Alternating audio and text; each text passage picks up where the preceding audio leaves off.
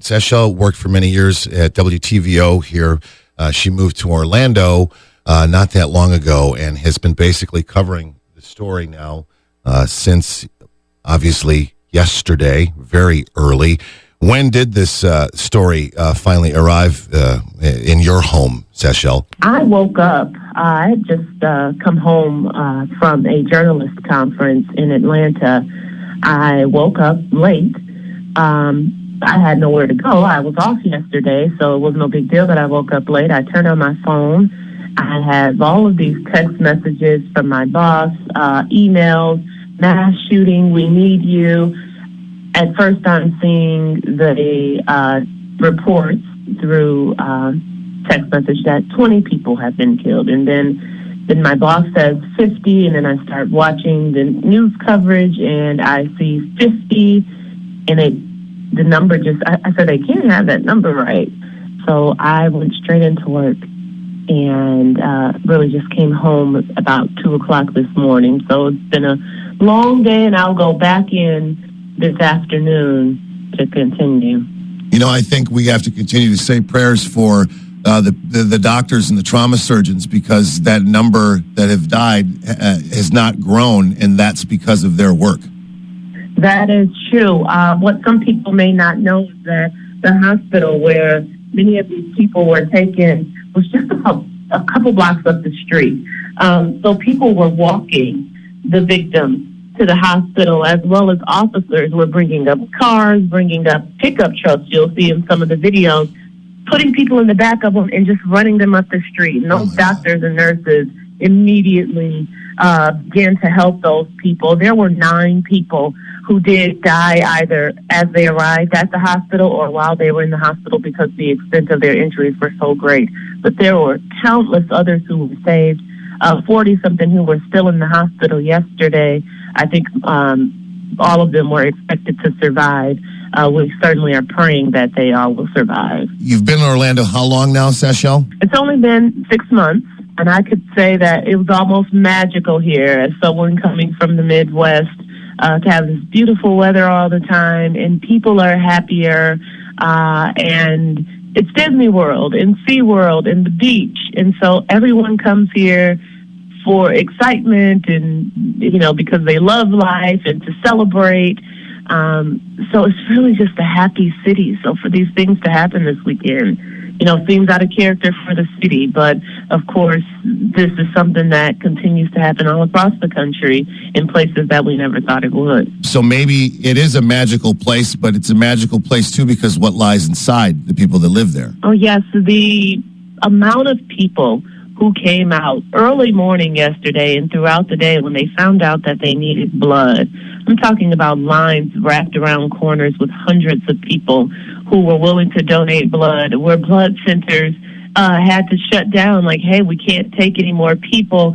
Try to find another blood center. They're bringing in vans that of people so people can also take blood, in which if anyone is willing to help, they're looking for O negative and positive blood, as well as AB plasma donors. So that's one way that you can, anywhere across the country, maybe for this or for the millions of other people who may need blood in the coming days for whatever reasons.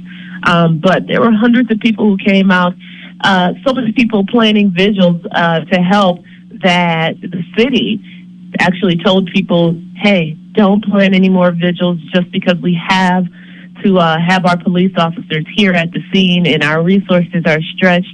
Just hold them off for a few days. But people were so willing to jump in to help. And then let's not only mention the $1 million+ that has already been raised just in pretty much 24 hours at the GoFundMe account, and people who have been bringing food and water to help those who have been at the scene, to help victims who today will stand in 95-degree weather waiting to hear about their family members or their friends who have not yet been notified. The family has not yet been notified. So they definitely have stepped up.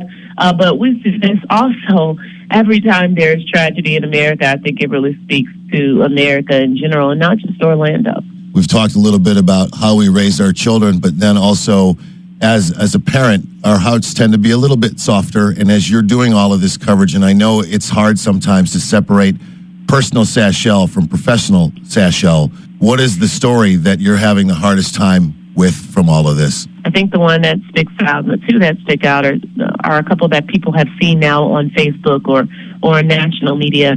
The two moms, there was a mom who got text messages from her son, just saying, "Mommy, I love you. I'm in the bathroom. He's going to kill me." I think we all hope that, no, he came out. He just hasn't contacted her yet. Maybe he's in the hospital and they haven't told her yet. And then we find out that he for sure died. And then there was another mother who was crying, just see all the pain in her face. And she was looking for her son and his partner. And both of them have been confirmed dead this morning as well. And you never expect those things, as a family member, but as a mother, I don't think you can ever imagine losing your children in any kind of way, but especially when they probably, hey, I'm going out, I'm going to go have fun. And this conversation I've had with my mother plenty of times. Oh, hey, me and my girlfriends are going to go out.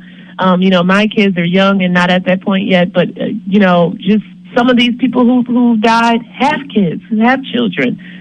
They're still looking for or trying to wait to be identified this morning, in which 48 of the 49 victims have been identified, but only about half of them have had family notified. So family has been lining up this morning to try and see if it was their, daughter, their sister, cousin, friend. It's hard to deal with. Are your kids asking you about this? Do they know anything about this yet? I suppose it's hard for them not to, right? As you may know with news, when times like this happen, you're not at home. I woke up. I had just gotten home, like I said, from a journalist conference in Atlanta. I didn't get home yesterday until about 1:30. That was about a half hour before those shootings started. I went to sleep. I woke up. When I woke up, I got those text messages. I went straight to work.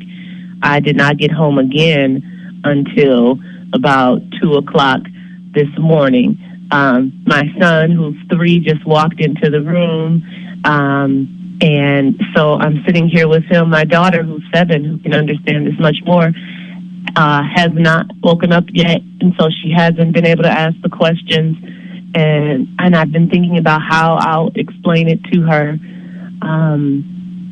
I think it's a really abstract concept for them to understand sometimes. But I will say that people were bringing their children down to the scene, people who were here to go to Disney World or here to go to SeaWorld. There was one family who canceled their trip to Disney World and came to give blood with their kids and, trying to explain to them what happened. And their kids were sad and didn't want to go to Disney World. And there was another family who went to SeaWorld, and they said they were bothered the whole day. And they just wanted to pay respects to the victims and, talk to the 12-year-old who was with them. And, she said she was scared. She wondered if while they were at their hotel that somebody could be angry and shoot them. This is something that she said to me. It's hard for children to understand evil, pure evil, because it's not in them. Absolutely. Now that you've described the scene with your daughter not awake yet and your son with you, we don't want to take any more of your time. We know that you need this time to hug your babies. Yeah. Okay?